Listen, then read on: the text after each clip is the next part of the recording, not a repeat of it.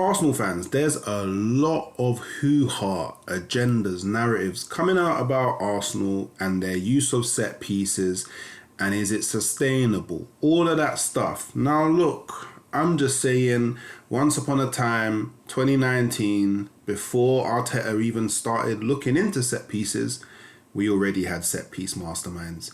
But hey, I guess we're now the new ones.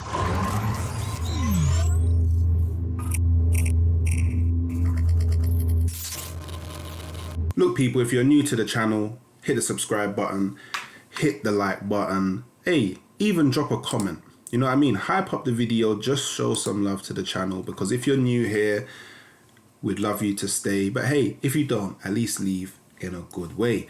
Now look, before I start talking about, you know, I guess sustainability and stuff like that around Arsenal, I first just want to touch a bit upon Eberechi Eze.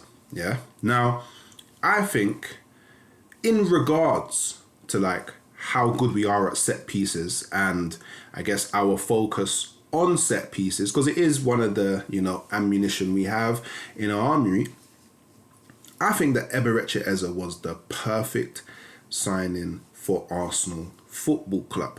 Because if you think about it, yeah, we already have Declan Rice, who's good at free kicks, both whether that's, you know, whipping the ball in or taking a shot. Yeah, we have Ødegaard, who he's a bit more inconsistent than Declan Rice, but he does have the ability to strike the ball, shoot from a free kick, and he does have good delivery, left-footed, all of that stuff. And then we also have the likes of Bukayo Saka, who his delivery we all know. You know, we see it from corners, from free kicks, he can whip the ball in as well. And I do think from time to time, he has a cheeky shot on him. But Eberechi Eze, yeah, he is a master at not only delivery from corners, but he's also a master at striking the ball from free kicks. We saw the goal against Chelsea that was disallowed before he came to Arsenal, and we've seen many examples in the past. He can put the ball in the back of the net from free kicks. But here's where I believe that he truly is the perfect signing for Arsenal, taking into consideration how we want to dominate people from set pieces as well, is that he's a maverick. We don't really have a player like him, that whether when he's playing on the left wing, he will come into central areas, pick up the ball, drive at people, try and beat his player. And when he's playing in the 10, picks up the ball in the pockets, immediately on the half turn, he's gone, he wants to beat his player. He's very, very high on the dribbling stats. You know what I mean? He's a dribbler. You know, when I look at Eze, he can pass, he can break lines, but for me, he's more of a maverick. He wants the ball and he wants to do something with the ball that leads to the final action being a goal. We don't have too many players like that. If you think about it, Declan Rice, when he picks up the ball and he drives into the final third, usually he will stop his run, maybe go back or maybe pass off the ball to someone else. Ødegaard, when he does drive with the ball, he takes it into a central area. Usually he will play the pass somewhere else, or he'll turn back round, keep the ball ticking, recycle and look for a new opportunity for someone else. Bukayo Saka, now he can beat his player, but more often when he's beating his player, it's from a wide area coming into a central area. He's very rarely will he be in a central area and try and beat his player. He's looking for timber, pass it over to the right, move, receive the ball back, 1-2s, all of that stuff. Gabriel Martinelli, again, the same. Like when he's on his A game and he does try to beat his player, he drives through, you know, his decision making for the most part isn't always the best, but this season he's improved it a lot, so I give him the kudos. But again, he does it from wide areas. Very rarely will he pick up the ball in a central area and then drive at his man, yeah? Bearing in mind, I'm talking about something different, because there are times where on transition, where there's loads of space centrally, the ball will get played into him, and then that's when, he uses his speed, and you know what he does. He's very good at it. Now, Eberechi Eze is the only person that does this. And I feel like that's one of the elements why Arsenal, we don't really get too many free kicks just outside of the D. Very rarely. Very rarely. So I feel like he was the perfect buy, because not only does he bring us more prowess from set pieces, he brings us prowess from getting those set pieces. Do you know what I mean? Obviously, at the moment, we're finding it a bit tricky because everyone's playing 11 man behind the ball. So there's not too many space in the pockets. But once the game opens up, we do see more space in the pockets. And that is where he's going to start really like earning his wages, is when he's beating players, sometimes he'll put it in the back of the net. When he's not beating players, when he's beating players, drawing fouls, we'll get some free kicks around the edge of the D. He'll step up. He's going to score some free kicks.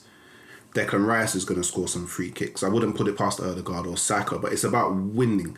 We have a player who wins a lot of fouls on the right wing. We need someone who wins more fouls centrally on the pitch. So look, let's talk a bit about sustainability now, yeah? Because obviously with these set pieces, everybody's been talking about, is it sustainable or it's not sustainable to rely on set pieces, all of that stuff, yeah? So let's start with what the word actually means. So sustainability, yeah, is the ability to be maintained at a certain rate or level. Remember that. The ability to be maintained at a certain rate or level, yeah. I feel like a lot of people are just using the word, they're using sustainable as like a buzzword. People do this a lot in football. A lot of football discourse, they find cool sounding words and they use them as buzzwords, relying on the fact that nobody actually knows the meaning of the word. But hey, I used to work in a field where I had to know what sustainability meant. So, look, so far this season, just this season, yeah, we've scored a set piece goal, yeah, against Manchester United, Calafiori. Timber scored 2 against Leeds United. Martin Zubimendi against Nottingham Forest. Mikel Merino against Newcastle United. Gabriel versus Newcastle United. Leandro Trossard versus Fulham. Gabriel versus Atletico Madrid. Victor Gyökeres versus Atletico Madrid. And Eberechi Eze versus Crystal Palace. Now, if we just remove those Atletico Madrid ones, because we don't really hear this talk when we go into the Champions League. We only hear it in English football. We've only scored 8. Which I don't even think is that high. But we are leading in a lot of the lines. Now, one thing I want to say is, I also think some of the like analysis on like our set piece goals is a bit, I don't know. Because for example, if you look at the Eze goal against Palace, yeah, the ball's whipped in, yeah. Now, Gabriel Magalhaes is the first point of contact, yeah? And he's actually trying to header the ball into the goal. But he misses, yeah? And it happens to land in front of Eberechi Eze, and he makes the second point of contact, scoring the goal. Now, I don't know. I know the play started from a set piece, but how the play ended, it wasn't the intention from the set piece. That wasn't the intention from the set piece. Like, I don't know, would it still have been a set piece goal if, it's whipped in and then one of the defenders heads it clear, like, I don't know, 30 yards, and then Eze picks up the ball, and then he drives back towards the box, and then he strikes it from, I don't know, maybe 20 yards, and then top right. Would that have been classed as a set piece goal? This is why I'm saying, I don't know. I feel like a lot of it is a bit disingenuous, but I can understand why it's done. I can understand why it's done. Now, if we look at some of the set piece goal statistics, yeah. So look, Arsenal have scored 36 goals from corners since the start of 23-24. 9 more than the next highest in the Premier League, Manchester City. So 36 goals from corners, just corners. 36 goals from corners. Yeah, since 2023-24. Currently, 10 overall, but 8 in the Premier League goals from set pieces this season. We're maintaining a certain rate and level. It's being maintained. So one could argue it's already sustainable. It's not like, oh, it just started this season and we've scored 10 and then from nowhere. It's actually sustainable. Like we trained to master this. We've become the new masterminds, because there was a mastermind before us, but we won't mention their name. And I never heard sustainable when it was them. Just saying. Across Europe's top 5 leagues, Arsenal are also top and 5 clear of Bayer Leverkusen in second with 17. So not only are we leading the line in English football, we're also leading the line in Europe. Again, that sounds sustainable to me. Sounds sustainable to, I don't know about you lot, but it definitely sounds sustainable to me. Yeah.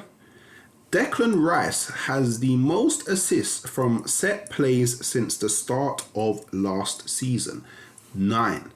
That sounds like more sustainability. That sounds like it backs up sustainability more than it takes away from sustainability.